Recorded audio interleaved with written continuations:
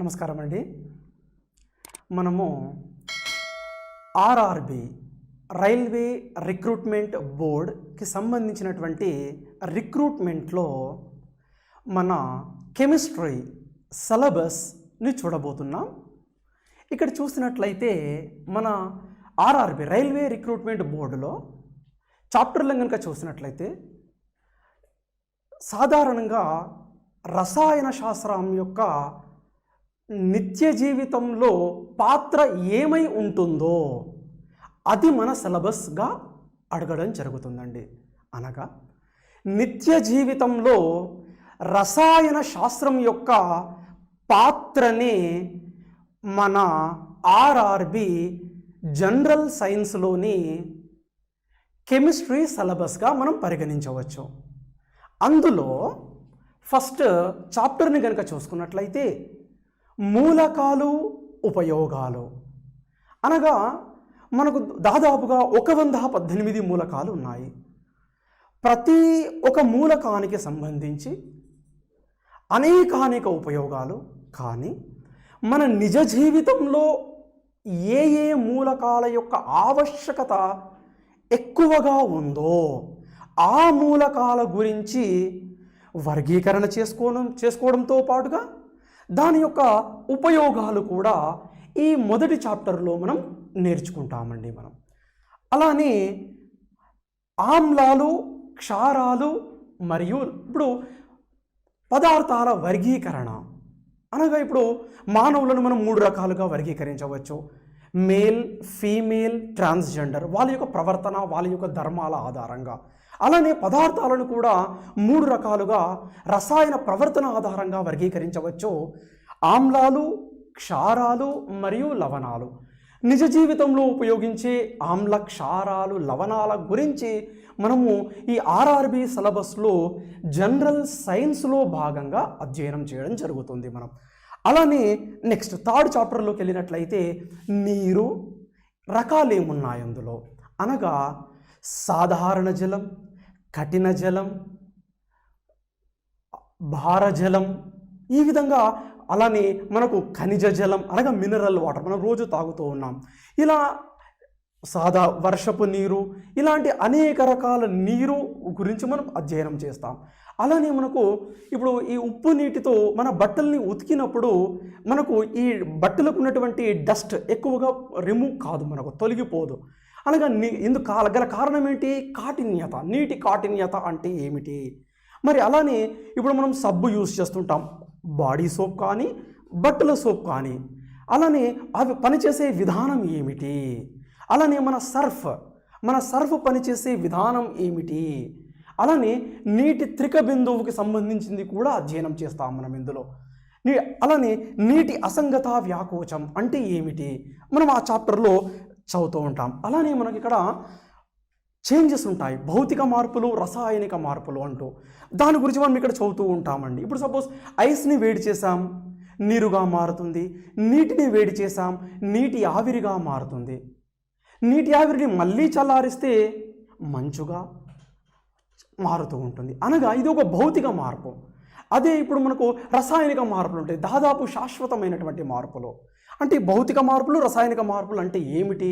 అలానే ఇప్పుడు మిశ్రమాలను వేరు చేయు పద్ధతులు ఏమిటి? ఇప్పుడు సపోజ్ మనకు ఇప్పుడు మనకు భూమి అంతర్గత పొరల నుండి మనకు పెట్రోలియం మనకు దొరుకుతుంది. ఆ పెట్రోలియం నుండి అనేకం డీజిల్, పెట్రోల్, కెరోసిన్, నాఫ్తలిన్, ఆంథ్రసిన్, ఇలా మనం అన్నిటినీ సపరేట్ చేసుకుంటాం. సిఎన్జి, ఎల్పిజి అన్నిటిని ఏ విధంగా మిశ్రమాలను వేరు చేయు పద్ధతులు, క్రోమటోగ్రఫీ లాంటివి నిజ జీవితానికి మనము అప్లై చేసుకుంటూ ఉంటామండి మనం. రైట్ సార్, ఇది పైకి స్క్రోల్ కావాలి.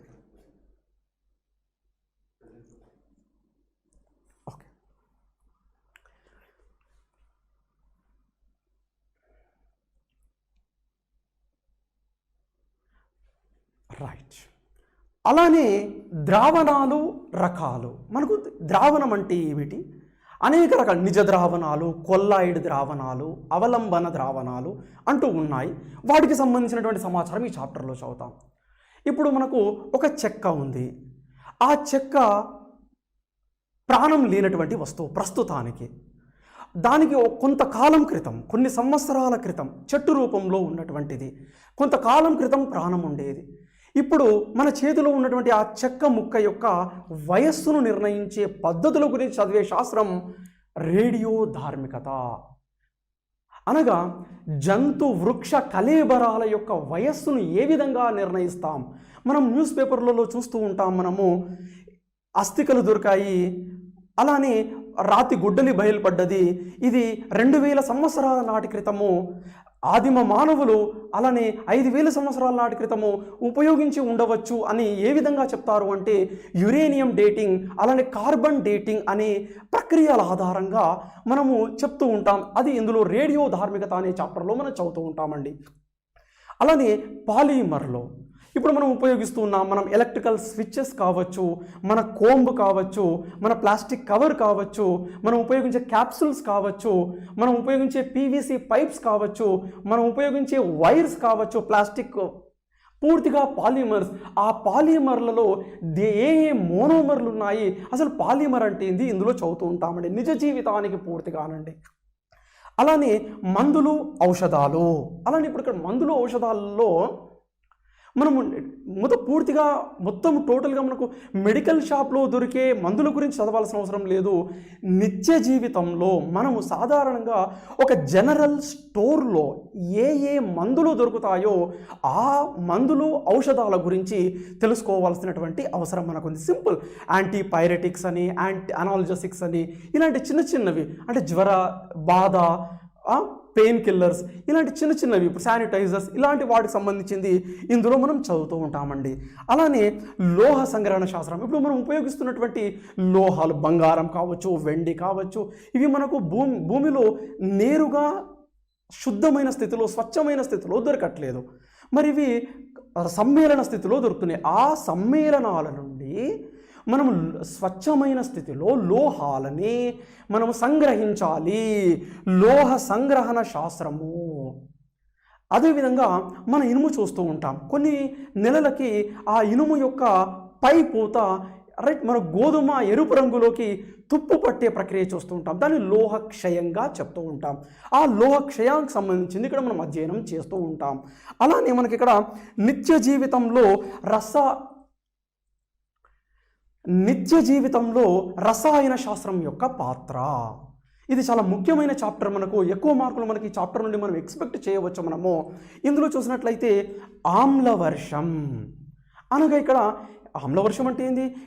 ఏ వర్షం అయితే ఆమ్ల స్వభావాన్ని కలిగి ఉంటుందో, అనగా pH విలువ 5.6 కన్నా తక్కువగా ఉంటుందో అటువంటి వర్షాన్ని ఆమ్లవర్షంగా మనము చెప్తూ ఉంటాం. దీనివల్ల దుష్ఫలితాలు చాలా ఉన్నాయి, అక్కడ మనం అధ్యయనం చేస్తూ ఉంటాం. అలానే భూగోళం వేడెక్కడం, గ్లోబల్ వార్మింగ్ అంటున్నాం, మనం గ్రీన్ హౌస్ ప్రభావం అంటున్నాం. అక్కడ మనం అంటే భూమి యొక్క టెంపరేచర్ రోజు రోజుకి నానాటికి పెరగడానికి గల కారణాలు ఏంటి, ఏ వాయువులు కారణాలు చదువుతూ ఉంటాం. అలానే మనం చూస్తున్నాం, మనకు స్ట్రాటో ఆవరణంలో ఉన్నటువంటి ఓజోన్ పొర, అది మనకు తరుగుదల కనబడుతుంది, ఓజోన్ రంధ్రాలు ఏర్పడుతున్నాయి, దాని గురించి అధ్యయనం చేస్తాం ఇక్కడ. అలానే మనకు కాలుష్యం ఉంది. ఈ కాలుష్యానికి మనకు గాలి కాలుష్యం, నేల కాలుష్యం, అలానే మనకు నీటి కాలుష్యము, భూ కాలుష్యము, వీటి గురించి మనం అధ్యయనం చేస్తాం. ఏ కారణాలు మనం పొల్యూషన్ చూస్తున్నాం. అలానే మనకు వివిధ పరిశ్రమలలో పనిచేసే వారికి వచ్చే వ్యాధులు ఏంటి. ఇప్పుడు సపోజ్ పెట్రోలియం పరిశ్రమలో పనిచేసే వారికి వచ్చే వ్యాధి మనకు లెడ్ డిసీజ్ వస్తుంటుంది, వాళ్ళకు నాసియా, వామిటింగ్స్ అవుతూ ఉంటాయి.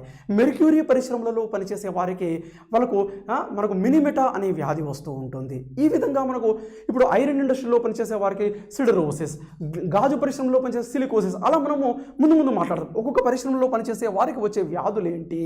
అలానే ఇప్పుడు మనకు ఆల్కహాల్ రకాలు, ఇప్పుడు మనకు బీర్, వైన్, విస్కీ, రమ్, జిన్, వోడ్కా ఇలాంటివి ఉన్నాయి. అందులో ఏ ఆల్కహాల్ శాతాలు ఉంటాయి, దాని యొక్క రా మెటీరియల్, ముడి పదార్థాలు ఏంటి ఇక్కడ మనం అధ్యయనం చేస్తూ ఉంటాం. అలానే మనకు ఇంధనాలు ఉన్నాయి. ఇప్పుడు మనకు బొగ్గు ఉంది, మనకు diesel, petrol, kerosene, LPG, CNG, hydrogen, ఇలా మనకు అనేక రకాల మనకు ఇంధనాలు ఉన్నాయి, వాని యొక్క కెలోరిఫిక్ విలువలు ఏమిటి మనం అధ్యయనం చేస్తామండి ఇందులో. ఈ విధంగా మనకు టపాకాయలు ఉన్నాయి. మనం చూస్తున్న వివిధ రకాల మనకు నైట్కి వివిధ రకాల మనకు టపాకాయలు పెంచినప్పుడు వివిధ రకాల రంగులు వస్తూ ఉన్నాయి. అలా మనకు ఎరుపు రంగు రావాలంటే కాల్షియం, మనకు ఆకుపచ్చ రంగు రావాలంటే బేరియం, మనకు పసుపు రంగు రావాలంటే సోడియం, ఇలాంటి మనకు టపాకాయల్ని మనం అక్కడ మాట్లాడుతూ ఉంటాం. అలానే ప్రేలుడు పదార్థాలు ఇప్పుడు మనకు అమ్మోటాల్, అమ్మోనాల్, డైనమైట్, ఆర్డిఎక్స్, హెచ్ఎంఎక్స్, పెట్ను, టీఏటీపీ ఇలాంటి అనేక రకాల ప్రేలుడు పదార్థాల గురించి మనం ఇక్కడ చదువుతాం. అలానే అణుబాంబు మనందరికీ తెలిసినది. హైడ్రోజన్ బాంబు అంటే ఏ విధంగా న్యూక్లియర్ మనకు కేంద్రక సంలీనము, కేంద్రక విచ్ఛితి ఆధారంగా పనిచేసేది, మనం దీని గురించి మనం అధ్యయనం చేస్తాం. అలానే పెట్రోలియం పరిశ్రమ నుంచి ఏ విధంగా మనము సపరేట్ చేస్తూ ఉంటాం. అలానే మనకు సిమెంట్, గాజు పరిశ్రమ, అలానే మనకి ఇక్కడ ఘటాలు రకాలు అనగా ప్రాథమిక ఘటాలు, గౌణ ఘటాలు అంటూ ఉంటాయి. వాటి గురించి మనం చదువుతాం. నికెల్ ఘటాలు, వోల్టాయిక్, లెక్లాంచి, నిర్జల ఘటము, బైక్రోమేట్ ఘటము అలాంటివి ఉన్నాయి, మనం ముందు మాట్లాడతాం.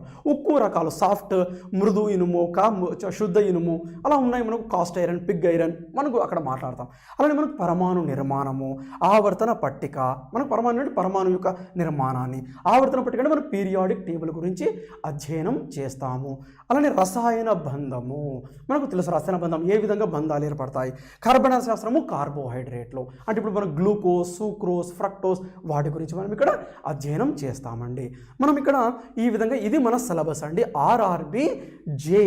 మన ఆర్ఆర్బి రైల్వే రిక్రూట్మెంట్ బోర్డుకు సంబంధించినటువంటి మన కెమిస్ట్రీ తెలుగు మీడియం సిలబస్ అండి. రైట్, ఇప్పుడు ఇందులో మనం చూసినట్లయితే మనము ఇప్పుడు సెకండ్ చాప్టర్ అయినటువంటి ఆమ్లాలు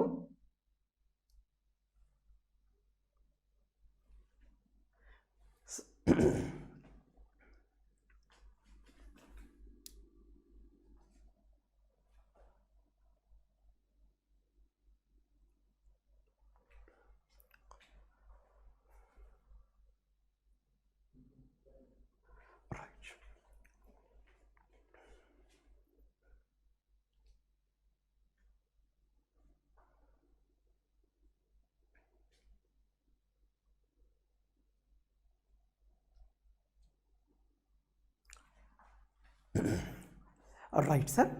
నౌ నెక్స్ట్ చాప్టర్ ఆమ్లాలు, క్షారాలు మరియు లవణాలు. ఈ చాప్టర్లోకి వెళ్ళినప్పుడు ఫస్ట్ అసలు సృష్టిలో లభ్యమయ్యే పదార్థాలను సృష్టిలో లభ్యమయ్యే పదార్థాలను 3 రకాలుగా వర్గీకరించవచ్చు. ఆమ్లాలు, క్షారాలు, లవణాలు. అంటే వాని యొక్క స్వభావం ఆధారంగా, రసాయన ధర్మాల ఆధారంగా, రసాయనిక చర్యాశీలత ఆధారంగా. అంటే ఇప్పుడు సాధారణంగా మానవులను 3 రకాలుగా వర్గీకరిస్తాం వారి ప్రవర్తన ధర్మాల ఆధారంగా. Male, female, transgender. అలానే రసాయన ధర్మాల ఆధారంగా మూలకాలను, పదార్థాలను వర్గీకరించవచ్చు. రసాయన ధర్మాల ఆధారంగా పదార్థాలను 3 రకాలుగా వర్గీకరిస్తారు. ఆమ్లాలు, క్షారాలు మరియు లవణాలు. అయితే ఈ విధంగా పదార్థాలని మొట్టమొదటగా వర్గీకరణ చేసినటువంటి శాస్త్రవేత్త రాబర్ట్ బాయిల్. క్వశ్చన్ ఇలా తయారు చేస్తాడండి. పదార్థాలను ఆమ్లాలు, క్షారాలు మరియు లవణాలుగా వర్గీకరించినటువంటి మొట్టమొదటి శాస్త్రవేత్త రాబర్ట్ బాయిల్. ఈ అంశాన్ని గుర్తుపెట్టుకోవాలండి. రైట్. తర్వాత ఇప్పుడు ఇక్కడ ఆమ్లాలు ఇప్పుడు మనకు అయితే రాబర్ట్ బాయిల్ కొన్ని నిర్వచనాలు ఇచ్చాడు. అయితే అది పూర్తిగా సంకుచితమైనటువంటి నిర్వచనాలు. తర్వాత అనేక మంది శాస్త్రవేత్తలు ఇది ఆమ్లం చూడగానే చెప్పాలి అన్న చేసే ప్రయత్నంలో భాగంగా ఫస్ట్ ఆమ్లము అంటే రుచికి పుల్లగా ఉండేవి, అంటే టేస్ట్ చేస్తే పుల్లగా ఉన్నటువంటి పదార్థాలన్నిటినీ ఆమ్లాలుగా వర్గీకరించారు. అంటే టేస్ట్ ఆధారంగా. రుచికి చేదుగా, వగరుగా ఉన్నట్లయితే క్షారాలు అని పేరన్నారు. చాలా 1800 సంవత్సరం పీరియడ్లోనండి. అయితే ఇప్పుడు దీని యొక్క పరిమితి ఏంటంటే ఇప్పుడు అన్ని పదార్థాలను మనము రుచి చూడలేము. ఇప్పుడు సల్ఫ్యూరిక్ ఆమ్లము ఉంది, దాన్ని మనం రుచి చూడలేం. ఎందుకంటే అది మనకు భక్షించే ధర్మాన్ని కలిగి ఉంది, తినివేసే ధర్మాన్ని కలిగి ఉంది, చర్మాన్ని కాల్చివేసే ధర్మాన్ని కలిగి ఉంది. కాబట్టి మనము సల్ఫ్యూరిక్ ఆమ్లాన్ని మనం రుచి చూడలేం. అలానే సైనైడ్ ఉంది, చాలా విషపూరితమైనటువంటి పదార్థం. దాన్ని మనం రుచి చూడలేం. రుచి చూడడానికి ప్రయత్నం చేస్తే ఏమవుతుందో మనందరికీ తెలుసు. అంటే ఇక్కడ ఈ నిర్వచనము పరిమితమైనటువంటి నిర్వచనాలు అనగా పరిమితులు ఏంటంటే అన్ని పదార్థాలను మనం రుచి చూడలేము. ఉదాహరణగా సైనైడ్, విషపూరితమైనటువంటి సైనైడ్, అలానే భక్షించి వేసే సామర్థ్యం ఉన్నటువంటి సల్ఫ్యూరిక్ ఆమ్లాన్ని రుచి చూడలేము మనం. ఈ విధంగా ఈ పదార్థానికి మనం ఈ నిర్వచనానికి ఒక పరిమితి ఉంది. ఇప్పుడు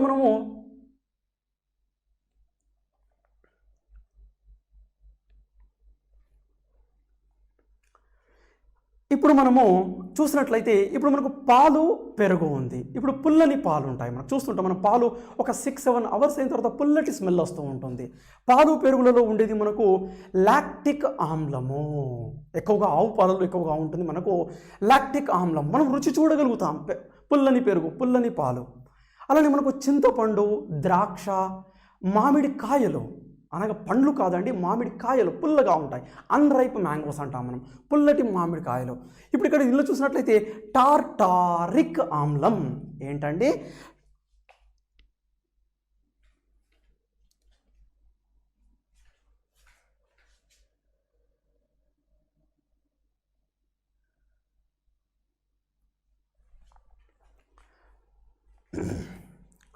ఏంటండి ఇది? టార్టారిక్ ఆమ్లము. రైట్. అలానే చింతపండు చూస్తుంటాం, మనం టేస్ట్ చూడగలుగుతాం. అందులో గల ఆమ్లము టార్టారిక్ ఆమ్లము. అలానే యాపిల్ చూసినట్లయితే మాలియిక్ ఆమ్లము, రుచి చూడగలుగుతాం, పుల్లగా ఉంటుంది. నిమ్మ, ఆరెంజ్ మనం రుచి చూడగలుగుతాం, సిట్రిక్ ఆమ్లము. అలానే మనకు వెనిగర్ ఉంటుంది, ఎస్టిక్ ఆమ్లము. అలానే మనకు గోధుమ, గ్లూటారిక్ ఆమ్లము.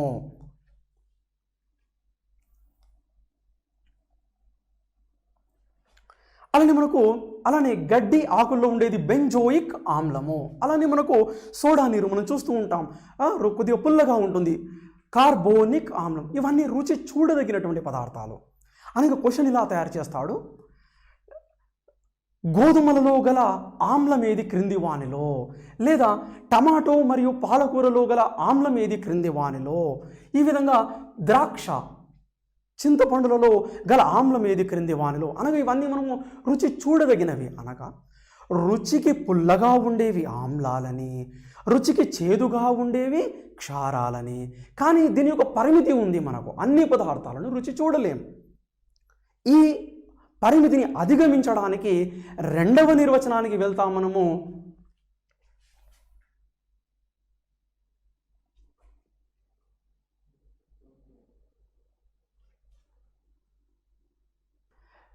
రైట్. రెండవ నిర్వచనము మనకు లిట్మస్ పరీక్ష.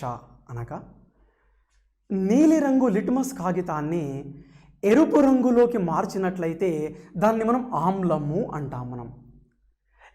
అలానే ఎరుపు రంగు లిట్మస్ కాగితాన్ని నీలం రంగులోకి గనక మార్చినట్లయితే ఆ పదార్థాన్ని క్షారము అని పేరివ్వాలి. కానీ ఇప్పుడు మనకు కాపర్ సల్ఫేట్ ఉంది, అల్యూమినియం సల్ఫేట్ ఉంది.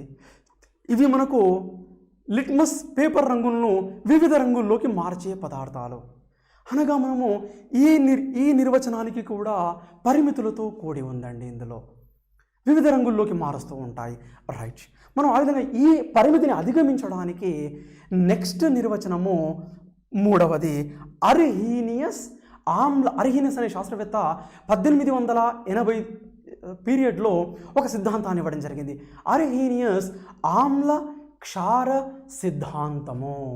ఇతని ప్రకారము ఒక పదార్థం ఏదైనా విశ్వంలో లభ్యమయ్యే, సృష్టిలో లభ్యమయ్యే ఒక పదార్థం నీటిలో కరిగి H+ అయాన్లనిచ్చేది ఆమ్లము.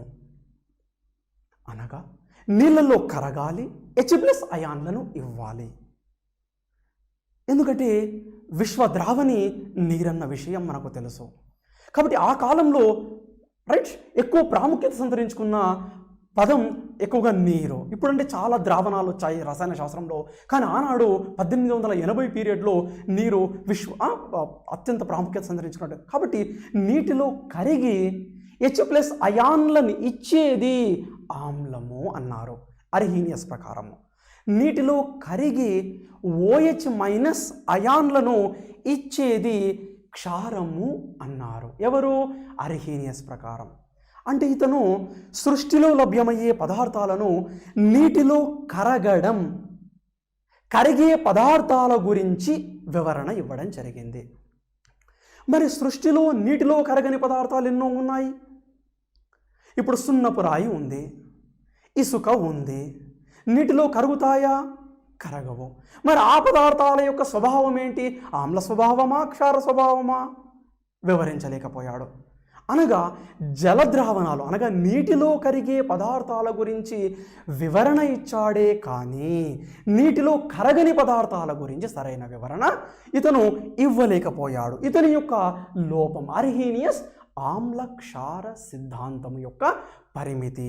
ఈ పరిమితిని అధిగమించడానికి నెక్స్ట్ శాస్త్రవేత్త బ్రాన్స్టెడ్ మరియు లౌరీ అనే ఇద్దరు శాస్త్రవేత్తలు ఏకకాలంలో ఒకే విధమైనటువంటి నిర్వచనాన్ని ఇవ్వడం జరిగింది. అది చూస్తామండి మనం.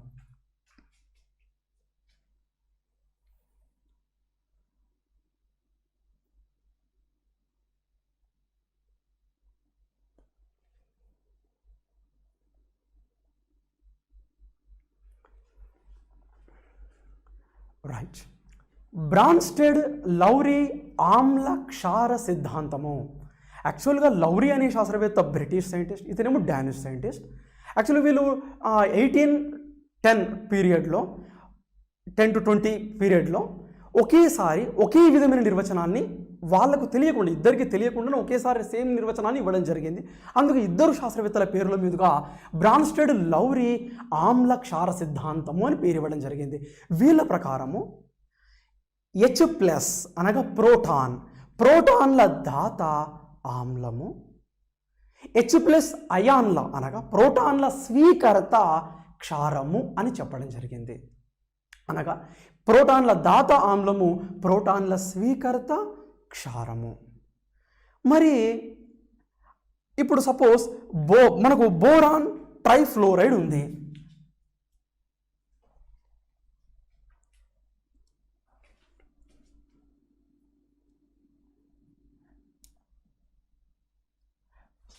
బోరాన్ ట్రైఫ్లోరైడ్ ఉంది. ఇప్పుడు ఇది ప్రోటాన్ను ఇవ్వదు, ప్రోటాన్ను తీసుకోదు. అనగా అలానే మనకు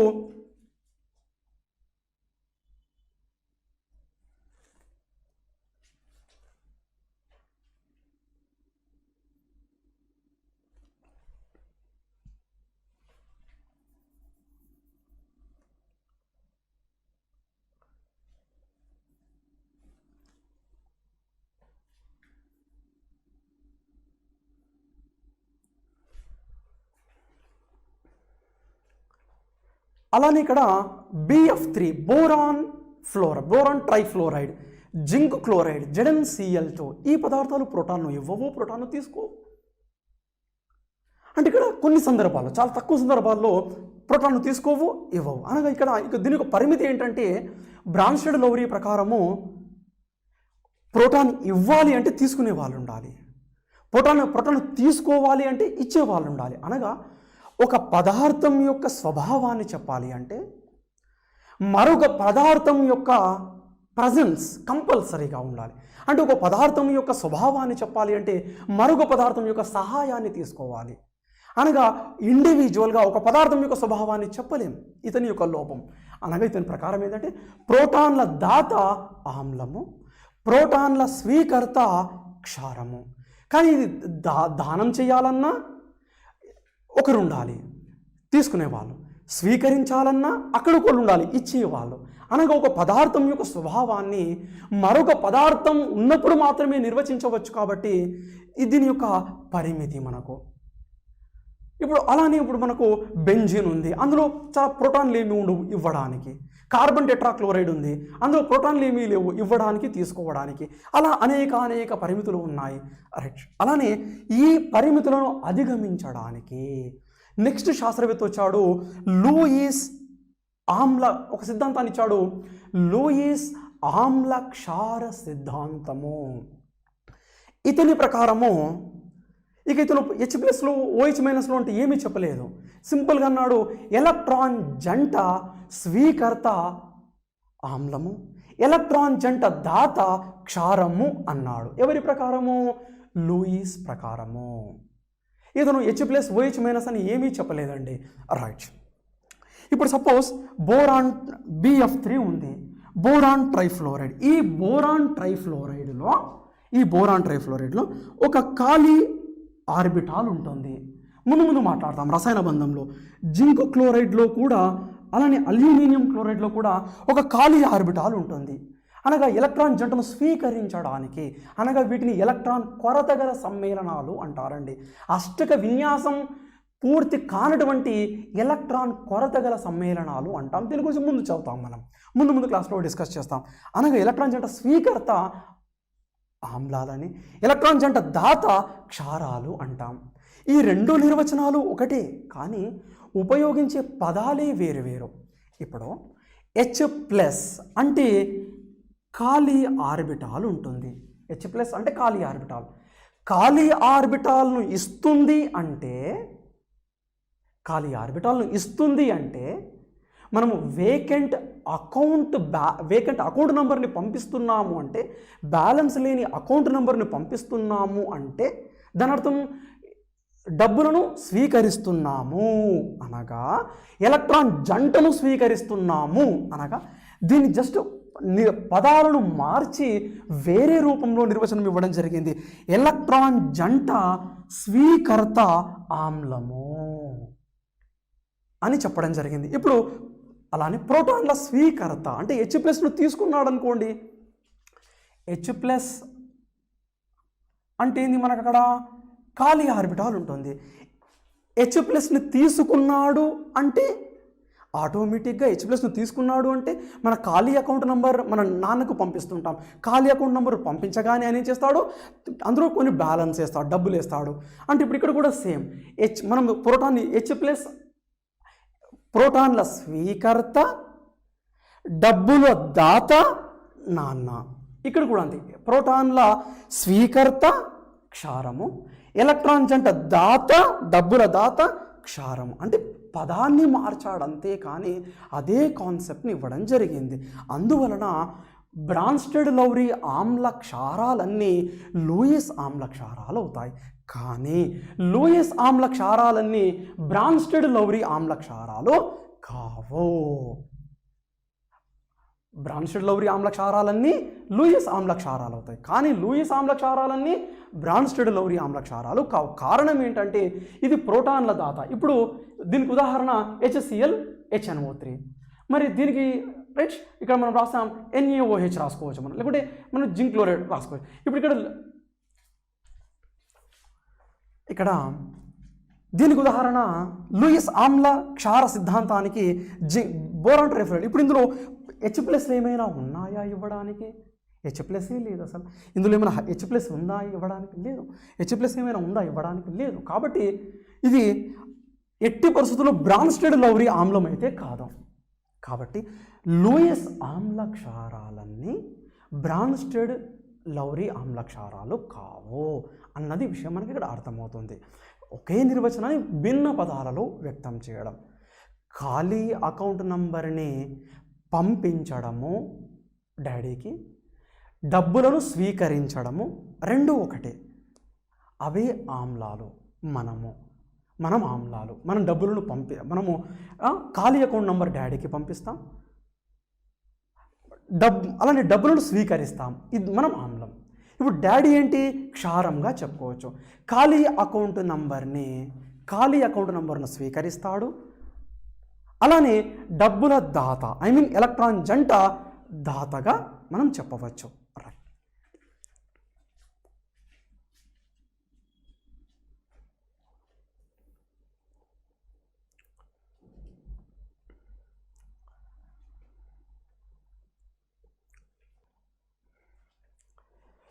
రైట్ సార్.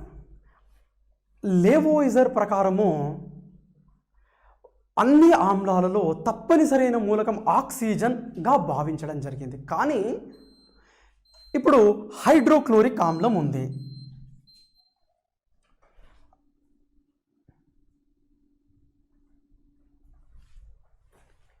లేవో ఈజర్ ప్రకారము అన్ని ఆమ్లాలలో తప్పనిసరైన మూలకం ఆక్సిజన్. ఇప్పుడు సపోజ్ ఉదాహరణ తీసుకున్నాం అనుకోండి, సల్ఫ్యూరిక్ ఆమ్లము H2SO4, పాస్పారిక్ ఆమ్లము H3PO4. ముందు మాట్లాడతాం ఈ ఫార్ములాస్ గురించి. ఎస్టిక్ ఆమ్లము CH3COOH. ముందు మాట్లాడతాం ఈ ఫార్ములాలకు సంబంధించినటువంటి సమాచారాన్ని మనము. అంటే ప్రతి ఆమ్లాలలో ఆక్సిజన్ తప్పనిసరిగా భావించడం జరిగింది లేవోజర్ ప్రకారము. అయితే ఇమీడియట్గా 1823లో హంఫ్రీ డేవి అనే శాస్త్రవేత్త మరి హైడ్రోక్లోరిక్ ఆమ్లం కూడా ఒక ఆమ్లమే, మరి ఇందులో ఆక్సిజన్ ఉందా అని ప్రశ్నించడం జరిగింది. అప్పుడు అతని నిర్వచనాన్ని మార్చడం జరిగింది. ఆ తర్వాత హంఫ్రీ డేవి చెప్పడం జరిగింది, ఆమ్లాలన్నింటిలో తప్పనిసరి అయినటువంటి మూలకము హైడ్రోజన్గా చెప్పడం జరిగింది. క్వశ్చన్ తయారు చేస్తాడండి ఇలా, ప్రతి ఆమ్లంలో తప్పనిసరైన మూలకము ఆక్సిజన్, హైడ్రోజన్, క్లోరిన్, ఈ విధంగా కార్బన్ అంటాడు. ఆన్సర్ ఏంటిగా పరిగణించాలి? Hydrogen.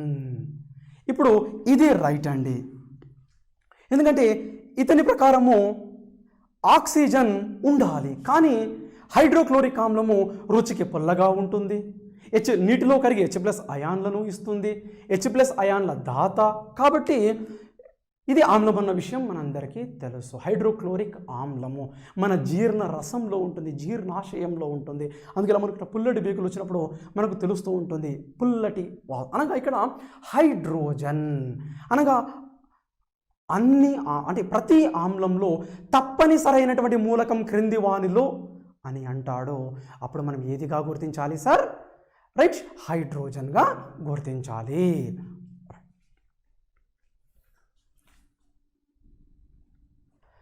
Right sir.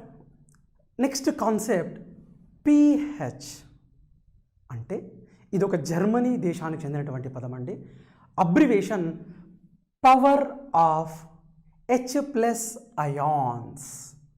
Power of H+ ions అంటే pH అంటే యాక్చువల్గా pH అంటే H+ అయాన్లు ఎన్నున్నాయో చెప్పే ఒక సైంటిఫిక్ శాస్త్రీయమైనటువంటి పదం అండి, ఇంకేమో కాదు. అనగా ఇప్పుడు మన కన్నీళ్ళలో నీళ్ళుంటాయి, ఆ నీళ్ళల్లో నీటి ఫార్ములా H2O. ఈ H2O అయనీకరణం చెంది మనకు H2O అయనీకరణం చెంది H+OH- అయనీకరణం చెందుతుంది. అయితే తక్కువ సంఖ్యలో H+లు ఉన్నట్లయితే, తక్కువ సంఖ్యలో అంటే అయనీకరణం తక్కువగా ఉన్నట్లయితే H+ అయాన్ల సంఖ్య, ఈ H+ ఎంత అయనీకరణం చెందింది, ఎన్ని సంఖ్యలో H+ అయాన్లు ఉన్నాయి అని తెలియజేసే పదమే. అంటే ఇప్పుడు మన కన్నీళ్ళలో ఎన్ని H+ అయాన్లు ఉన్నాయి, నీరుంది, ఆ నీరు ఎన్ని H+లుగా విడిపోయి ఉంది, మన లాలాజలం ఉంది, అందులో నీరు ఉంటుంది H2O, అది కూడా అయనీకరణం చెంది ఉంటుంది, ఎన్ని H+ అయాన్లు ఉంటాయి. అలానే మన రక్తం ఉంది, రక్తంలో నీరు ఉంటుంది, ఆ నీటిలో H2O ఎంత అయనీకరణం చెంది ఉంది, H+ అయాన్ల సంఖ్య ఎంత అని. అలానే మన స్వెట్ ఉంది, అలానే మన యూరిన్ ఉంది. ఈ విధంగా మన నిజ జీవితానికి సంబంధించినటువంటి పదార్థాలలో నీటిలో ఉన్నటువంటి ఆ నీరు ఎంతగా H+ అయాన్లుగా విడిపోయిందో అధ్యయనం చేసే ఒక శాస్త్రీయమైనటువంటి విధానం అండి ఇది pH. అంటే ఇప్పుడు మన క్వశ్చన్ ఇలా ఎగ్జామినేషన్ హాల్లో ఇలా తయారు చేస్తాం అంటే కన్నీరు యొక్క pH విలువ, చెమట నీరు యొక్క pH విలువ, జీర్ణ రసం యొక్క pH విలువ, మన రక్తం యొక్క pH విలువ, మన మూత్రం యూరిన్ యొక్క pH విలువ, ఈ విధంగా pH విలువ క్రింది వానిలో రైట్ కన్నీరు యొక్క pH విలువ అంటాడండి, లాలాజలం యొక్క pH విలువ అంటాడు, చెమట నీరు యొక్క pH విలువ అంటాడు. అంటే pH విలువ అంటే H+ అయాను ఎన్ని విడిపోయాయి అని ఎన్ని విడిపోయి ఉన్నాయి అని తెలుసుకునే చదివే అధ్యయనము చేసే ఒక శాస్త్రీయ సాంకేతిక పదం మాత్రమే, ఒక సంఖ్యనండి pH. ఇక్కడ చూసినట్లయితే మనకు ఒక విషయం తెలుసు. ఇప్పుడు ఉప్పు నీరు విద్యుత్ వాహకం. కారణం ఏంటి? ఉప్పు నీళ్ళలో ఉప్పు ఉంటుంది, అంటే సోడియం క్లోరైడ్ Na+Cl- విడిపోయి అయాన్లుగా ఉంటాయి. విద్యుత్ని మోసుకొని పోయేవి అయాన్లు. ఇక్కడ చూసినట్లయితే ఇక్కడ చూడండి,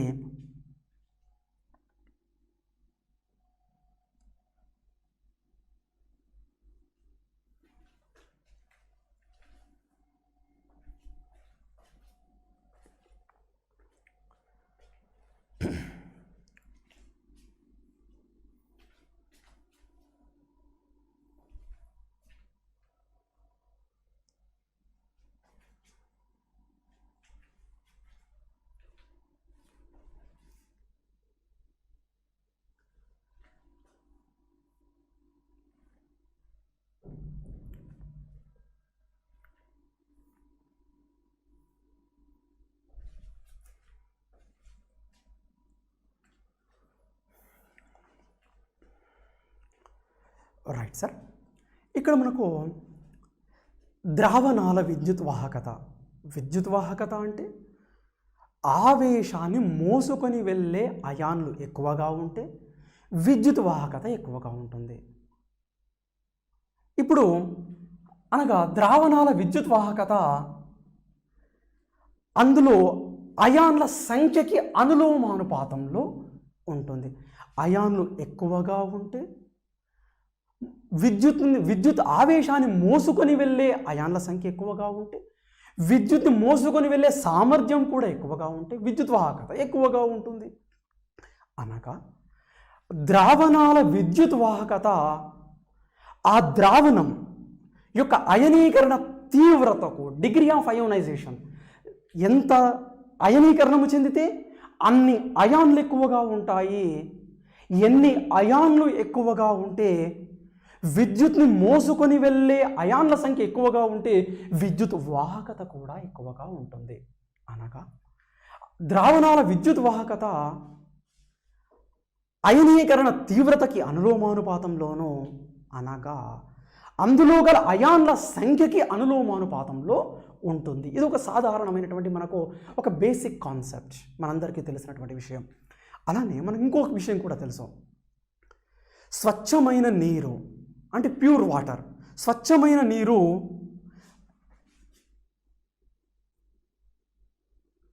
H2O, స్వచ్ఛమైన, మనం వర్షపు నీరు, స్వేదన జలం, డిస్టిల్ వాటర్గా చెప్తాం. స్వచ్ఛమైన నీరు మనందరికీ తెలుసు విద్యుత్ వాహకత చాలా తక్కువ. అనగా స్వచ్ఛమైన నీరు అధమ విద్యుత్ వాహకము. అనగా pure water is an poor conductor of current. అనగా అతి స్వల్పంగా విద్యుత్ని పంపిస్తుంది. అలానే విద్యుత్ బంధకం కాదండి, విద్యుత్ వాహకమే, కానీ అతి స్వల్పంగా అధమ విద్యుత్ వాహకము. అనగా అధమ విద్యుత్ వాహకము అంటే మనకి ఏమర్థమవుతుంది? మేబీ దీని ఆధారంగా చూసినట్లయితే తక్కువ సంఖ్యలో అయాన్లు ఉండి ఉండవచ్చు వలన, తక్కువ సంఖ్యలో అయాన్లు ఉండి ఉండడం వలన, విద్యుత్ వాహకాన్ని విద్యుత్ని మోసుకొని వెళ్ళే అయాన్లు తక్కువగా ఉండడం వలన, అయనీకరణం తక్కువగా ఉండడం వలన అధమ విద్యుత్ వాహకంగా చెప్పుకోవచ్చు. ఇక్కడ చూసినట్లయితే ఇప్పుడు స్వచ్ఛమైన నీరు H2O, ఇది విడిపోయి H+OH- విడిపోతుంది. అయనీకరణం అంటే అయాన్లుగా విడిపోవడాన్ని అయనీకరణంగా చెప్తాం. అయనీకరణం ఇది అణువు రూపము, అంటే అణువు రూపంలో ఉంది. ఇది అయాన్ల రూపంలో ఉంది, ప్లస్ మైనస్ అయానిక రూపము. రైట్. స్వచ్ఛమైన నీరు ఎక్కువగా అణువు రూపంలోనే ఉంటుంది. ఎక్కువగా స్వచ్ఛమైన నీరు అణువు రూపంలోనే ఉంటుంది. మనకు మలిన నీరు అయానిక రూపంలో ఉంటుంది. అనగా దేనిలో అయాన్లు ఎక్కువ ఉంటాయి? స్వచ్ఛమైన నీరా, మలిన నీరా? అంటే అంటే మలిన స్వభావం పెరిగే కొలది, మలినాల క్వాంటిటీ, మలినాల సంఖ్య పెరిగే కొలది అయనీకరణం పెరుగుతుంది. అందువలన ఉప్పు నీరు అంటే మలిన నీరు, ఉప్పు కలిపితే మలిన నీరు, సముద్రపు నీరు మలిన నీరు, మంచి విద్యుత్ వాహకం. అదే స్వచ్ఛమైన నీరు తీసుకున్నామనుకోండి, అందులో అయాన్ల సంఖ్య చాలా చాలా తక్కువ, నెగ్లిజిబుల్. కాబట్టి అధమ విద్యుత్ వాహకం చాలా తక్కువ. ఇప్పుడు చాలా అంటే చాలా తక్కువ. ఇప్పుడు 1,00,000 నీటి అణువులను తీసుకుంటే 1 అణువు మాత్రమే విడిపోతుంది. అంటే 99,999 అణువ రూపంలో 1 మాత్రమే అయానిక రూపంలో విడిపోయి ఉంటుంది. అంటే చాలా తక్కువ, రైట్.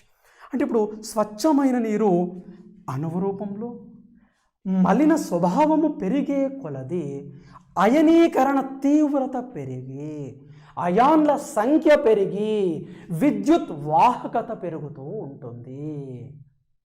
అందువల్ల సముద్రపు నీరు మలిన నీరు, మంచి విద్యుత్ వాహకము. అదే స్వచ్ఛమైన నీరు అధమ విద్యుత్ వాహకము, రైట్. ఇక్కడ స్వచ్ఛమైన నీరు అధమ విద్యుత్ వాహక కారణం అయాన్ల సంఖ్య తక్కువగా ఉండడము. ఇప్పుడు మనకు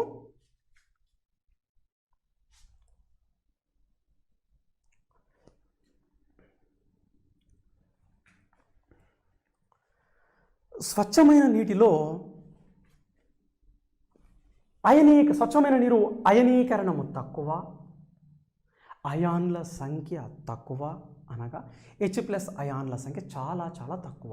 సపోజ్ 1,00,000 తీసుకున్నాం అనుకుందాం. ఫర్ సపోజ్ 1,00,000 తీసుకున్నాం, అణువు H2O, అందులో 1 అణువు మాత్రమే విడిపోతుంది. అనగా ఇక్కడ 1, ఇక్కడ 99,999. అనగా కంపేర్ చేస్తే అది చాలా నెగ్లిజిబుల్ ఈ నంబర్. అనగా H+ అయాన్ల సంఖ్య చాలా చాలా తక్కువ. ఇప్పుడు మన కన్నీరు ఉంది, లాలాజలం ఉంది, చెమట నీరు ఉంది, అందులో నీళ్ళు ఉన్నాయి, దాదాపుగా కొద్ది వరకు స్వచ్ఛమైన నీరు. కానీ అందులో అయనీకరణం చాలా చాలా తక్కువ ఉంటుంది. అయాన్ల సంఖ్య చాలా తక్కువ, H+ అయాన్ల సంఖ్య చాలా తక్కువ. ఆ H+ అయాన్లను చదవడం చాలా కష్టంతో కూడుకుంది. ఎందుకంటే చాలా చిన్న సంఖ్య, అది చాలా చిన్న, నెగ్లిజిబుల్.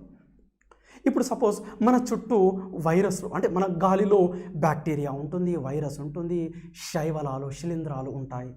ఇప్పుడు మన కంటికి అగుపడతాయా? సాధారణ కంటితో చూడగలుగుతామా? చూడలేం. అలా అని లేవా? ఉన్నాయి. మనం ఎలా చూస్తాం? మైక్రోస్కోప్ ఆధారంగా ఆ సూక్ష్మజీవులను పెద్దదిగా చేసి, అనగా ఆవర్ధనం చెందించి పెద్దదిగా చేసి చూస్తూ అధ్యయనం చేస్తూ ఉన్నాం. మరి అంత పెద్దదిగా ఉన్నాయా? మనకు కనబడినంతగా లేవు.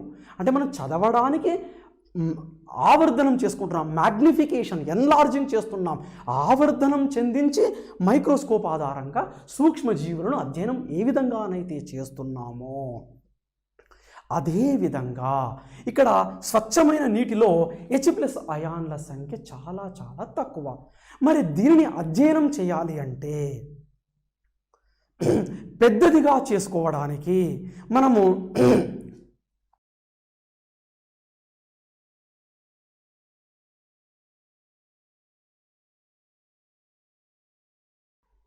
ఇక్కడ H+ అయాన్ల సంఖ్య అంటే ఇక్కడ రసాయన శాస్త్రం ప్రకారము H+ అయాన్ల సంఖ్యని గాఢత అనే పదం చే సూచిస్తాం. అంటే సాంకేతిక పదం రసాయన శాస్త్రంలో H+ అయాన్ల సంఖ్యని గాఢతగా చెప్తాం. దీన్ని మనము స్క్వేర్ బ్రాకెట్లో, చదరపు బ్రాకెట్లో H+ చే సూచిస్తాం. అంటే మన రసాయన శాస్త్రంలో సాంకేతిక పదంగా H+ అయాన్ల సంఖ్య ఎంతున్నది సంఖ్యని గాఢత అని చెప్తాం మన రసాయన శాస్త్ర సాంకేతిక పదాలలో. అంతే, గాఢత అంటే సంఖ్య, రైట్. ఇప్పుడు ఇక్కడ H+ అయాన్ల సంఖ్య H+ అయాన్ల సంఖ్య చాలా చాలా తక్కువ. మరి ఈ విలువను ఏం చేయాలి? దీన్ని అధ్యయనం చేయాలి. ఇప్పుడు మన కన్నీళ్ళలో నీరుంది, అది H+గా విడిపోయింది, కానీ చాలా తక్కువగా విడిపోయింది. లాలాజలంలో నీరుంది, కానీ చాలా తక్కువగా విడిపోయింది. రక్తంలో నీరుంది, కానీ చాలా తక్కువగా విడిపోయింది. మరి ఇప్పుడు ఆ తక్కువగా ఉన్నటువంటి H+ అయాన్ల అధ్యయనాన్ని మనము సూక్ష్మజీవుల్లాగా, మైక్రోస్కోప్ లాగా పెద్దదిగా చేసి ఏ విధంగా అయితే చదివామో, ఇక్కడ కూడా దాన్ని పెద్దదిగా చేసే ప్రయత్నంలో మనము సంవర్గమానాన్ని ఉపయోగిస్తాం, అనగా లాగరిథాన్ని ఉపయోగిస్తాం. అనగా స్వచ్ఛమైన నీటిలో చాలా తక్కువగా ఉండే H+ అయాన్ల సంఖ్య అధ్యయనానికై సంవర్గమానాన్ని కలిపి లాగరిథాన్ని కలిపి పెద్దదిగా చేస్తూ లాగ్ ఆఫ్ H+గా రాస్తాం. లాగ్ ఆఫ్ H+గా రాస్తాం. మరి ఇక్కడ లాగ్ ఆఫ్ H+గా రాసాం, పెద్దదిగా అయిపోయింది విలువ. లాగ్ ఆఫ్ H+ అంటే పెద్దది విలువ. మరి ఇంత పెద్దగా ఉందా నిజ విలువ? లేదు. మరి నిజ విలువకు మనము దగ్గరగా ఉండాలి ఎప్పుడైనా. కాబట్టి నెగిటివ్ సైన్ను పెడతామండి ఇక్కడ. అనగా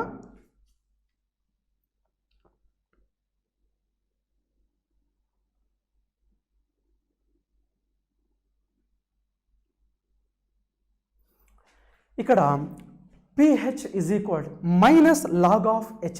ఇప్పుడు సపోజ్ 1, 2, 3 ఉంది. ఇందులో పెద్ద విలువ ఏది? 3 మనందరికీ తెలుసు. ఇప్పుడు వీటికి నేను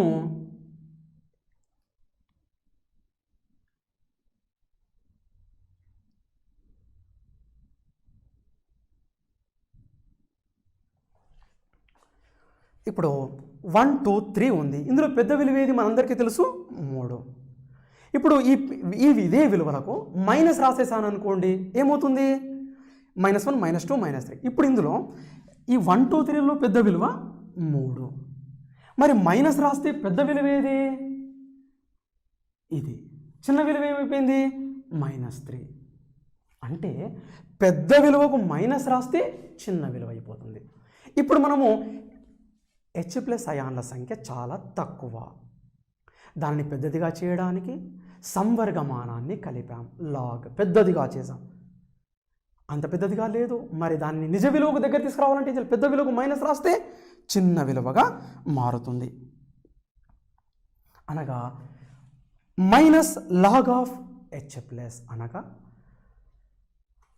negative logarithm of H+ ions pH అంటాం. అనగా H+ అయాన్ల గాఢత యొక్క H+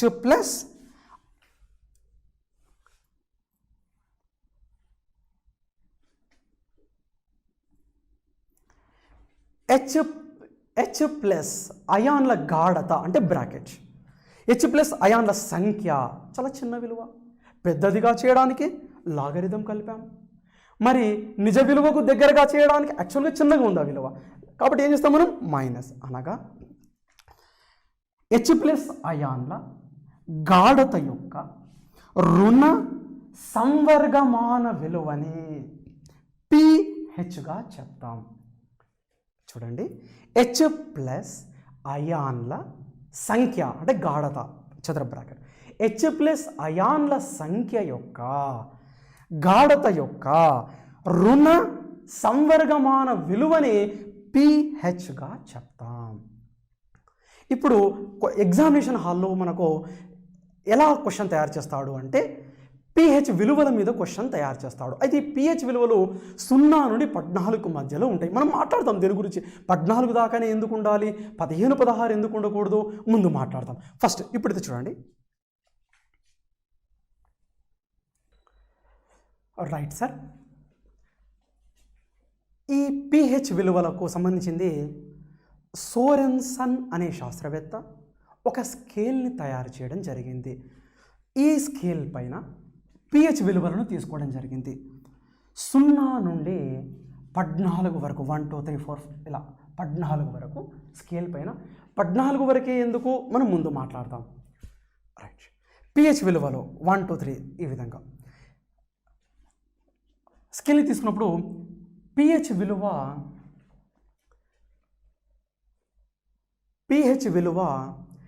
7 కన్నా తక్కువగా ఉన్నటువంటివి ఆమ్లాలని, pH విలువ 7 కన్నా ఎక్కువగా ఉన్నవి క్షారాలని, pH విలువ 7గా ఉన్నటువంటివి తటస్థంగా చెప్పడం జరిగింది. అనగా ఇప్పుడు మనకు అనేక నిర్వచనాలు ఉన్నాయి. ఇప్పుడు ఆమ్లం అంటే ఏమిటి? రుచికి పుల్లగా, క్షారం అంటే ఏంది? రుచికి వగరుగా, చేదుగా. కానీ దీనికి పరిమితులు ఉన్నాయి. తర్వాత అర్హీనియస్ చెప్పాడు, నీటిలో కరిగి H+ అయాన్లను ఇవ్వడం, ఓహెచ్మైన అయాన్లు ఇవ్వడం, ఆమ్ల క్షారాలుగా చెప్పడం జరిగింది. కానీ నీటిలో కరగని పదార్థాల విషయం చెప్పలేదు. ఆ తర్వాత బ్రాన్స్టెడ్ లౌరీ ఆమ్ల క్షార సిద్ధాంతం ప్రకారము ప్రోటాన్ల దాత ఆమ్లము, ప్రోటాన్ల స్వీకర్త క్షారము. కానీ కొన్ని పదార్థాలు ప్రోటాన్లను ఇవ్వవు, తీసుకోవు, పరిమితి. తర్వాత మనకు లూయిస్ వచ్చాడు, ఎలక్ట్రాన్ జంట స్వీకర్త ఆమ్లము, ఎలక్ట్రాన్ జంట దాత క్షారముగా చెప్పాడు. కొన్ని పదార్థాలు ఎలక్ట్రాన్ జంటను ఇవ్వవు, తీసుకోవు. ఇప్పుడు సపోజ్ సల్ఫ్యూరిక్ ఆమ్లం ఉంది, ఎలక్ట్రాన్ జంటను అది తీసుకొని సమన్వయ సంయోజనీయ బంధం ఏర్పరచదు. ఇప్పుడు హైడ్రోక్లోరిక్ ఆమ్లం ఉంది, అది ఎలక్ట్రాన్ జంటను స్వీకరించి సమన్వయ సంయోజనీయ బంధాన్ని ఏర్పరచదు. అంటే HCl H2SO4లో లూయిస్ ఆమ్లాలు కావు. అంటే ప్రతి నిర్వచనానికి ఒక పరిమితి ఉందండి. ఇప్పుడు ఇక్కడ అన్ని కాబట్టి నెక్స్ట్ ఇంక పరిమితి, ఇంకా లోపాలు తక్కువగా ఉండాలన్న నిర్వచనాన్ని ఇచ్చినటువంటి శాస్త్రవేత్త సోరెన్సన్ శాస్త్రవేత్త. ఇతను ఒక స్కేల్ ఇవ్వడం జరిగింది, డెనిస్ సైంటిస్ట్. ఇతను ఇతను ఒక స్కేల్ ఇవ్వడం జరిగింది. దానిని PH సోరెన్సన్ స్కేల్గా చెప్తాం. అంటే ఆమ్లం అని దేన్ని అనాలా? pH విలువ 7 కన్నా తక్కువగా ఉంటే ఆమ్లాలని, 7 కన్నా ఎక్కువగా ఉంటే క్షారాలని, pH విలువ 7గా ఉన్నట్లయితే తటస్థంగా చెప్పవలే. ఇప్పుడు pH విలువ 7 కన్నా తక్కువ ఆమ్లాలు, pH విలువ 7 కన్నా ఎక్కువ క్షారాలు, pH విలువ 7 తటస్థం. ఇప్పుడు బ్రాన్స్టెడ్ లౌరీ ప్రకారము ఆమ్లము క్షారము చెప్పవచ్చు. కానీ అన్ని ఆమ్లాలు ఒకే తీవ్రతను కలిగి ఉంటాయా అంటే లేదు. బలమైన ఆమ్లాలు ఉన్నాయి, బలహీన ఆమ్లాలు ఉన్నాయి, బలమైన క్షారాలు ఉన్నాయి, బలహీన క్షారాలు ఉన్నాయి. అనగా ఆమ్ల బల తీవ్రతను చెప్పలేవు అవి. కానీ సోరెన్సన్ అనే శాస్త్రవేత్త తన స్కేల్ రూపంలో ఏది బలమైన ఆమ్లమో, ఏది బలహీన ఆమ్లము, అనగా ఆమ్ల బల తీవ్రతను కూడా ఇతను తన విలువల ఆధారంగా చెప్పడం జరిగింది. చాలా ప్రఖ్యాతిగాంచినటువంటి స్కేల్ అండి ఇది.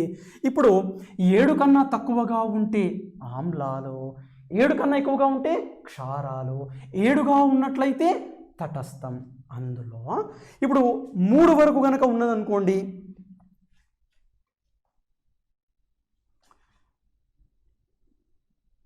3 వరకు ఉన్నట్లయితే బలమైన ఆమ్లాలు, అనగా 0, 1, 2, 3 వరకు ఉన్నట్లయితే బలమైన ఆమ్లాలు.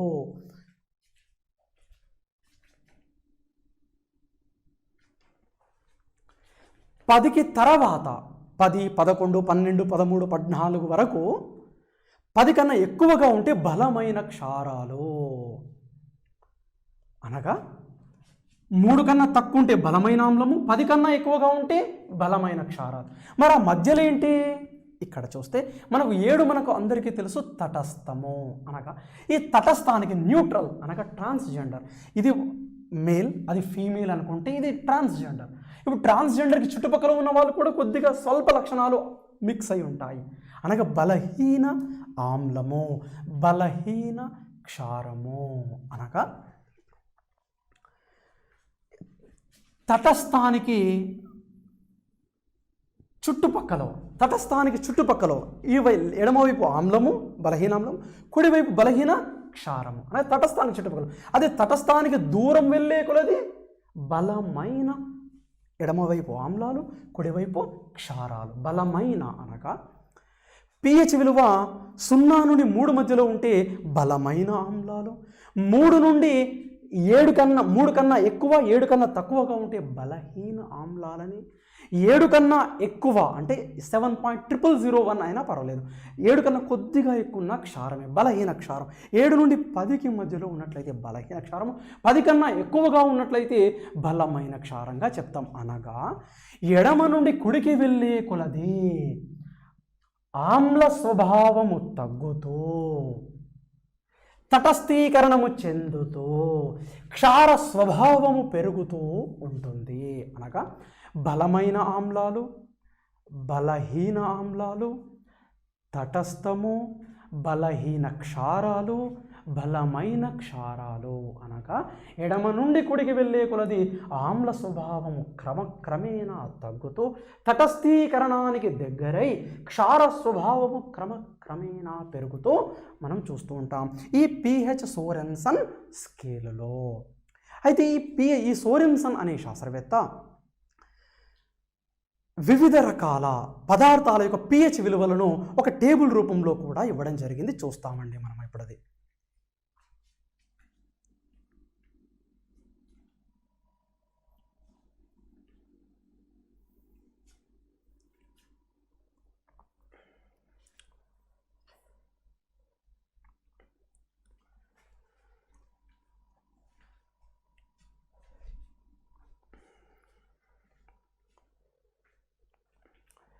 రైట్ సార్, ఈ టేబుల్ చాలా ముఖ్యమైనటువంటి టేబుల్ అండి. సాధారణంగా ఒక బిట్ మనం ఈ టేబుల్ నుండే ఎక్స్పెక్ట్ చేయవచ్చు. ఖచ్చితంగా వస్తుంది అని మనం 90% మనము ఎక్స్పెక్ట్ చేయవచ్చండి. మనం ఏ ఎగ్జామ్ తీసుకున్నా కూడా ఒక క్వశ్చన్ మనం ఇందులో నుంచి కనబడుతుంది. కాబట్టి ఈ విలువలను మనం గుర్తించుకోవాలి. ఇప్పుడు ఇక్కడ చూసినట్లయితే జీర్ణ రస ఆమ్లము అనగా మన జీర్ణాశయంలో ఉన్నటువంటి ఆమ్లాలు అనగా మురాటిక్ ఆమ్లము అంటాం మనం. రైట్, ఈ మురాటిక్ ఆమ్లం యొక్క పిహెచ్ విలువ 1 నుండి 2కు మధ్యలో ఉంటుంది. అనగా బలమైన ఆమ్లము. అందువలన మనం తీసుకున్నటువంటి ఆహార పదార్థాలు ఒక 4 గంటల నుండి 5 గంటల మధ్యలో పూర్తిగా జీర్ణమైపోతాయి మనకు. అంటే భక్షించే ధర్మాన్ని కలిగి ఉంది. ఒకప్పుడట డైనోసార్లకి ఈ జీర్ణ రసము యొక్క పిహెచ్ విలువ 0.5 ఉండేదట, 0.5 ఉండేదట. అంటే చాలా చాలా బలమైన ఆమ్లం. అందువలన నేరుగా ఆ వండని మాంసాన్ని మింగేసిన వాటికి జీర్ణం అయ్యేది. ఇప్పుడు క్రొకడైల్స్ చూస్తుంటాం, దాని యొక్క ఆ జీర్ణాశయంలో ఉన్నటువంటి జీర్ణ రస ఆమ్లాల యొక్క ఆమ్లత్వం చాలా బలంగా ఉండడం వలన, పిహెచ్ విలువ చాలా తక్కువగా ఉండడం వలన, బలంగా ఉండడం వలన సులభంగా జీర్ణమైపోతూ ఉంటాయి. మనకు క్వశ్చన్ ఇలా తయారు చేస్తాడు, మురాటిక్ ఆమ్లం యొక్క పిహెచ్ విలువ క్రింది వానిలో అనగా 1 నుండి 2 మధ్యలో ఉంటుందండి. అంటే కొంతమందికి తక్కువ 1 to 2 మధ్యలో ఉంటుంది. రైట్, అలానే నిమ్మరసం మనకు తెలుసు, ఆరెంజెస్ అంటాం మనం, లెమన్, దీని యొక్క పిహెచ్ విలువ 2 నుండి 3 మధ్యలో ఉంటుంది.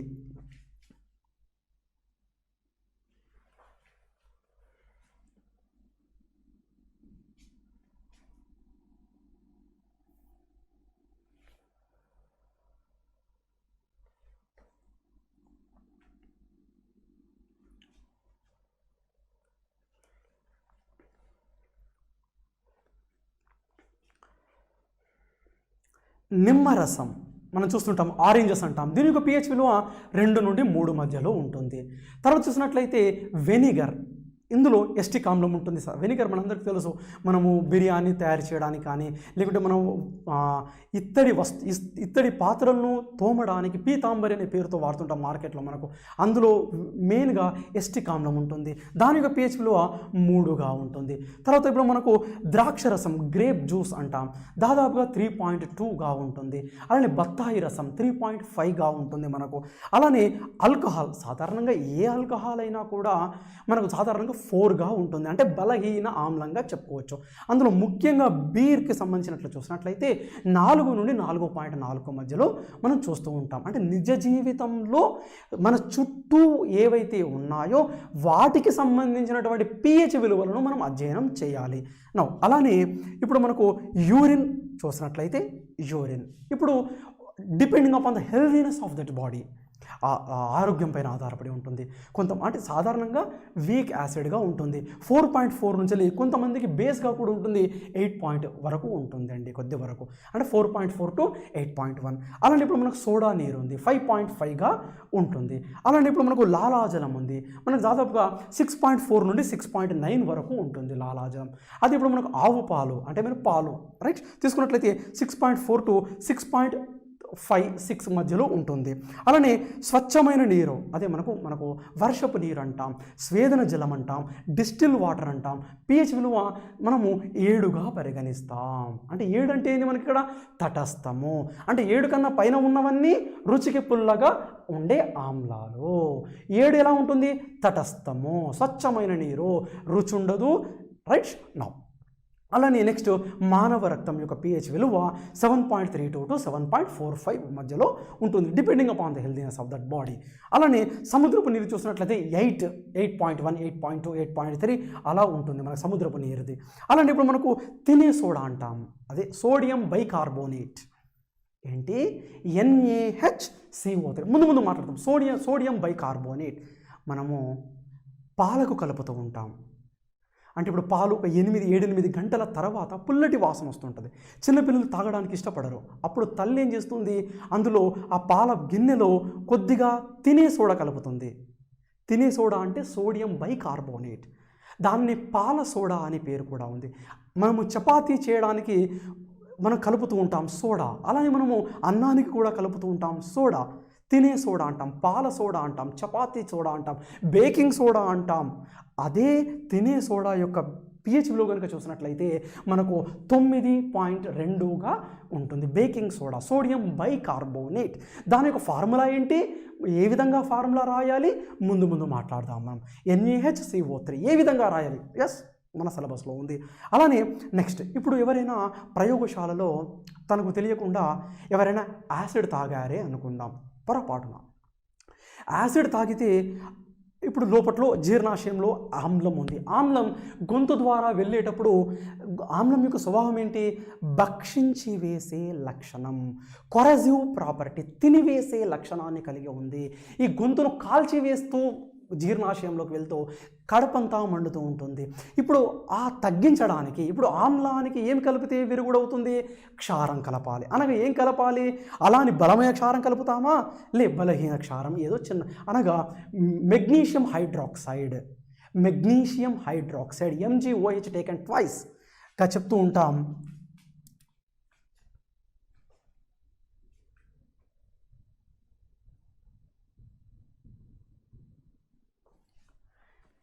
మెగ్నీషియం పాలు అంటాం, మెగ్నీషియం హైడ్రాక్సైడ్. దీని ఫార్ములా ఎలా వచ్చిందో ముందు మాట్లాడదాం. ఈ మెగ్నీషియం హైడ్రాక్సైడ్ను మనము ఎవరైనా యాసిడ్ తాగితే దానికి విరుగుడుగా తాగిస్తాం. కాబట్టి దీనిని అంటే ఆపోజిట్ యాంట్ యాసిడ్ అంటారు. యాంటీ యాసిడ్ అంటే యాసిడ్కి విరుగుడుగా ఉపయోగిస్తాం కాబట్టి యాంట్ యాసిడ్గా ప్రసిద్ధి ఇది నిజ జీవితంలో. ఇక్కడ మనకు మెగ్నీషియం పాలు అంటారు. దీని యొక్క pH విలువ 10.345 వరకు కూడా మనం తీసుకోవచ్చు, ఉంటుంది మనకు. అలానే అమోనియా యొక్క pH విలువ 11గా ఉంటుంది. అలానే సబ్బు నీరు, మన సోప్ వాటర్ చూస్తూ ఉంటాం. అలానే మన సర్ఫ్ చూస్తూ ఉంటాం, దాదాపుగా 12 వరకు ఉంటుందండి. అలానే మనము దాహక సోడా, అదేనండి మనకు దాహక సోడా అంటే సోడియం హైడ్రాక్సైడ్ అంటాం.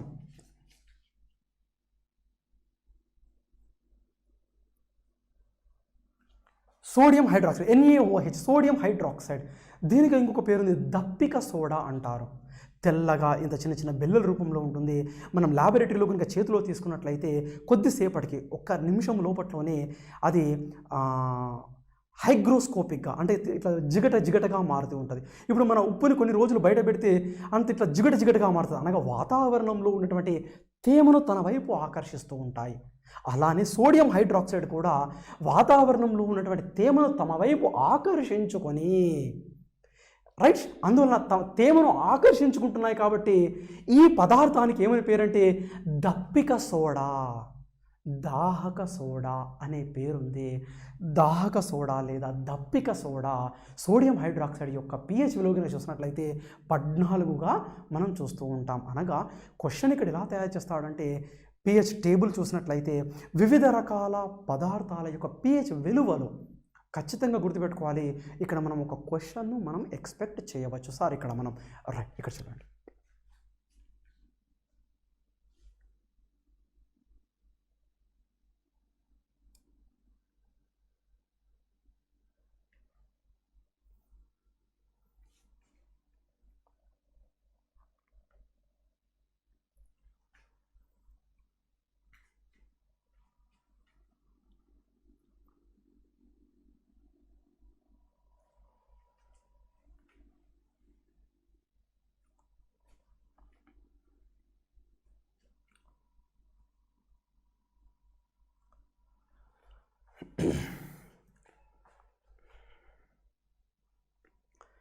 రైట్ సార్, ఇక్కడ ఒక క్వశ్చన్ చూద్దాం, ప్రాక్టీస్ క్వశ్చన్స్ ఒక 2-3.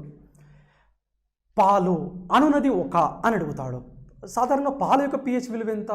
6.4 నుండి 6.9 మధ్యలో ఉంటుంది. అనగా 6.4 to 6.9 అంటే 7కి దగ్గరలో ఉంది. అనగా ఏంటి? ఒక బలహీన ఆమ్లం అని అర్థమవుతుంది. ఈ విధంగా పాలు అనున్నది ఒక బలమైన ఆమ్లం, బలమైన క్షారం, బలహీనమైన ఆమ్లం, బలహీనమైన క్షారం అని అడుగుతాడు. ఆన్సర్ ఏంటండి? బలహీనమైన ఆమ్లం. ఇక్కడ రాముందండి. పాలు అనున్నది ఒక బలహీనమైన ఆమ్లముగా మనం చెప్పవచ్చు. అలానే ఇప్పుడు ఆమ్లవర్షం ఉందనుకోండి. ఆమ్లవర్షం యొక్క pH విలువ 5.6 కన్నా తక్కువగా ఉంటుంది. 5.6 కన్నా తక్కువగా ఉన్నట్లయితే దాన్ని ఆమ్లవర్షంగా చెప్తాం. అదే సోడా నీరుది 5.5, మన కూల్ డ్రింక్స్ 5.5గా చెప్తూ ఉంటాం. ఆమ్లవర్షాన్ని 5.6 కన్నా తక్కువగా ఉన్నట్లయితే ఆమ్లవర్షం అంటామండి. అనగా ఆమ్లవర్షం యొక్క pH విలువ 5.6 కన్నా తక్కువ.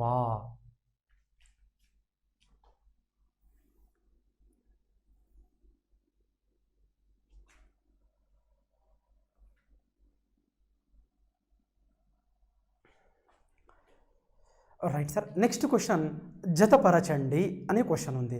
ఇక్కడ ఎడమ వైపు చూసినట్లయితే 1 2 3 4, కుడివైపు చూసినట్లయితే small 1 small 2 small 3 small 4 small 5.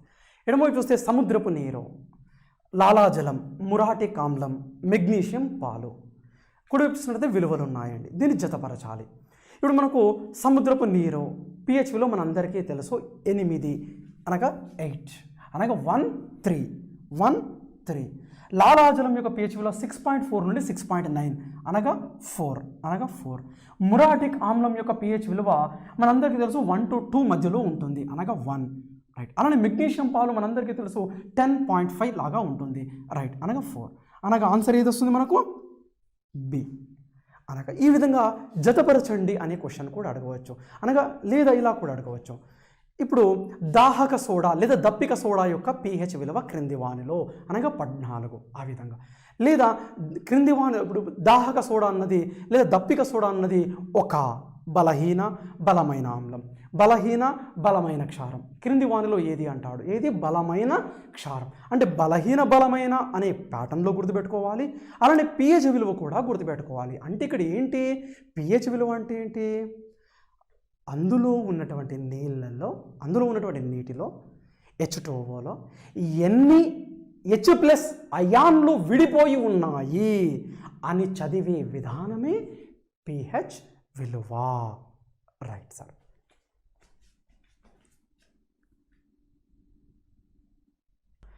Right sir, ఇక్కడ ఇంకొక చిన్న టేబుల్, ఆమ్లము, క్షారము, లవణము. మనందరికీ తెలుసు ఆమ్లం అంటే pH విలువ 7 కన్నా తక్కువ, క్షారం అంటే pH విలువ 7 కన్నా ఎక్కువ, తటస్థం అంటే pH విలువ 7. అదే మొదటి నిర్వచనంలో రాశాను. pH విలువ 7 కన్నా తక్కువ ఆమ్లము, 7 కన్నా ఎక్కువ క్షారము, తటస్థము అంటే pH = 7.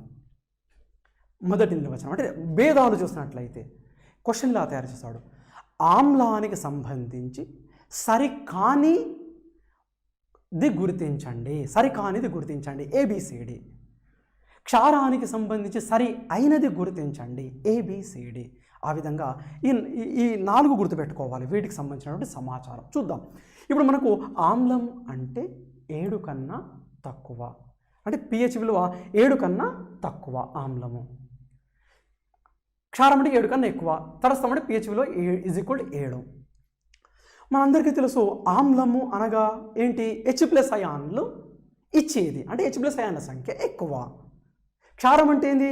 OH- అయాన్లు ఇచ్చేది, అంటే OH- అయాన్లు ఎక్కువ ఉంటాయి. అనగా ఆమ్లము అంటే H+ అయాన్ల సంఖ్య OH- అయాన్ల సంఖ్య కన్నా ఎక్కువ ఉంటే ఆమ్లం అంటాం సాధారణం. క్షారం అంటే ఏంది? OH- అయాన్ల సంఖ్య ఎక్కువ ఉంటే H+ అయాన్ల సంఖ్య కన్నా క్షారము. తటస్థం అంటే ఏంది? H+ అయాన్ల సంఖ్య OH- అయాన్ల సంఖ్యకి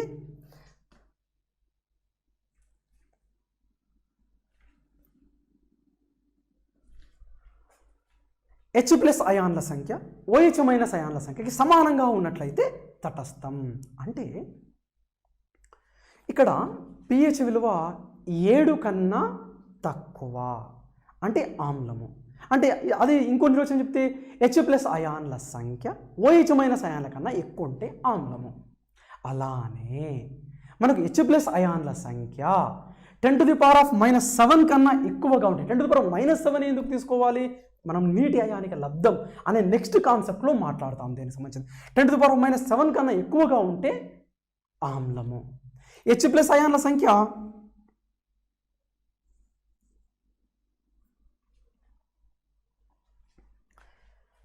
H ప్లస్ అయాన్ల సంఖ్య 10⁻⁻7 కన్నా ఎక్కువగా ఉంటే ఆమ్లము. ఎక్కువ అంటే ఏంటి? 10⁻⁻7 కన్నా ఎక్కువ విలువలు ఏమై ఉంటాయి? 10⁻⁻6 -5 ఆ విధంగా -4 -3 ఆ విధంగా అంటే ఎక్కువ. H ప్లస్ అయాన్ల సంఖ్య ఎక్కువ. H ప్లస్ అయాన్ల సంఖ్య ఎక్కువ 10⁻⁻7 కన్నా ఎక్కువ అంటే OH మైనస్ అయాన్ల సంఖ్య ఏముంటుంది? తక్కువ. చూడండి, OH మైనస్ అయాన్ల సంఖ్య 10⁻⁻7 కన్నా తక్కువ. తక్కువ అంటే ఏంటి? 10⁻⁻7 కన్నా తక్కువ అంటే 10⁻⁻8 -9 -10 ఆ విధంగా -14 దాకా. రైట్. ఇక్కడ సింపుల్. pH విలువ 7 కన్నా తక్కువగా ఉంటే ఆమ్లాలు. అదేవిధంగా H ప్లస్ అయాన్ల సంఖ్య OH మైనస్ కన్నా ఎక్కువగా ఉంటే ఆమ్లాలు. H ప్లస్ అయాన్ల సంఖ్య 10⁻⁻7 మోల్స్ పర్ లీటర్, దీని యొక్క ప్రమాణం మోల్స్ పర్ లీటర్ కన్నా ఎక్కువగా ఉన్నట్లయితే ఆమ్లము. OH మైనస్ అయాన్ల సంఖ్య 10⁻⁻7 కన్నా తక్కువగా ఉంటే ఆమ్లమే. అంటే H ప్లస్ అయాన్ల సంఖ్య ఎక్కువ ఉంటే ఆమ్లం. రైట్. అంటే pH విలువ 7 కన్నా తక్కువ ఉంటే ఆమ్లం. అలానే నెక్స్ట్ క్షారంకి వద్దాం. చూడండి సార్, ఇక్కడ క్షారం ఏం లేదు. pH విలువ 7 కన్నా ఎక్కువ ఉంటే క్షారం. అలానే క్షారం ఉన్నప్పుడు OH మైనస్ అయాన్ల సంఖ్య ఎక్కువ, H ప్లస్ అయాన్ల సంఖ్య తక్కువ. రైట్. ఇక్కడ OH మైనస్ అయాన్ల సంఖ్య 10⁻⁻7 మోల్స్ పర్ లీటర్ కన్నా ఎక్కువగా ఉంటుంది. OH మైనస్ అయాన్లది. రైట్. అంటే ఎక్కువ అంటే అర్థమైంది, మనందరికీ తెలుసు. 10⁻⁻7 కన్నా ఎక్కువ అంటే 10⁻⁻6 -5 అలా విధంగా. ఇప్పుడు OH మైనస్ అయాన్ల సంఖ్య ఎక్కువ అంటే H ప్లస్ అయాన్ల సంఖ్య తక్కువ. చూడండి, H ప్లస్ అయాన్ల సంఖ్య తక్కువ అంటే తక్కువ అంటే ఏంది? 10⁻⁻8 -9 ఆ విధంగా -14. ఎందుకో ఈ విలువలేంటి -14 వరకు ఎందుకు తీసుకోవాలి మాట్లాడతాం మనం. ఇప్పుడు తటస్థానికి తీసుకున్నట్లయితే H ప్లస్ అయాన్ల సంఖ్య 10⁻⁻7 moles per litre, moles per litre, moles by litre. OH minus అయాన్ల సంఖ్య కూడా 10⁻⁻7 అంటే సమానంగా ఉంటుంది. H ప్లస్ సంఖ్య OH మైనస్ అయాన్ల సంఖ్య సమానంగా ఉన్నట్లయితే తటస్థంగా చెప్తాం. అంటే ఈ ఆమ్లానికి సంబంధించినటువంటి 4 స్టేట్మెంట్లు సరి కానిది సరి అయినది అంటాడు. ఇప్పుడు ఆమ్లము అంటే ఏమొస్తుంది? ఇప్పుడు మనకు pH విలువ 7 కన్నా తక్కువ, మొదటి నిర్వచనం. H ప్లస్ అయాన్ల సంఖ్య OH మైనస్ల కన్నా ఎక్కువ. అలానే H ప్లస్ అయాన్ల సంఖ్య 10⁻⁻7 కన్నా ఎక్కువ, అనగా 10⁻⁻7 కన్నా ఎక్కువ. అలానే OH మైనస్ అయాన్ల సంఖ్య 10⁻⁻7 కన్నా తక్కువ. ఇది ఆమ్లాలు. నెక్స్ట్ క్షారాలకు వచ్చినట్లయితే pH విలువ 7 కన్నా ఎక్కువ, అలానే OH మైనస్ అయాన్ల సంఖ్య ఎక్కువ H ప్లస్ అయాన్లతో పోలిస్తే. అలానే OH మైనస్ అయాన్ల సంఖ్య 10⁻⁻7 కన్నా ఎక్కువ. అలానే H ప్లస్ అయాన్ల సంఖ్య 10⁻⁻7 కన్నా తక్కువ. అదే మనకు తటస్థంలో తీసుకున్నట్లయితే pH విలువ 7గా ఉంటుంది. H ప్లస్ అయాన్ల సంఖ్య OH మైనస్ అయాన్ల సంఖ్య. అలానే H ప్లస్ అయాన్ల సంఖ్య 10⁻⁻7 moles per litre, OH minus అయాన్ల సంఖ్య 10⁻⁻7 మోల్స్ పర్ లీటర్. ఈ విధంగా మనకు ఆమ్లానికి సంబంధించినటువంటి 4 నిర్వచనాలు, క్షారానికి సంబంధించిన 4 నిర్వచనాలు, తటస్థానికి సంబంధించినటువంటి 4 నిర్వచనాలు గుర్తుంచుకోవాలి. క్వశ్చన్ ఎలా తయారు చేస్తాడు అంటే ఆమ్లానికి సంబంధించి సరికాని వాక్యం, సరి అయిన వాక్యం గుర్తించండి అనే విధంలో ఆర్ఆర్బీలో మనం చూస్తూ ఉండవచ్చు. ఇది న్యూ ట్రెండ్ క్వశ్చన్స్గా మనం ట్రీట్ చేయవచ్చండి. Thank you.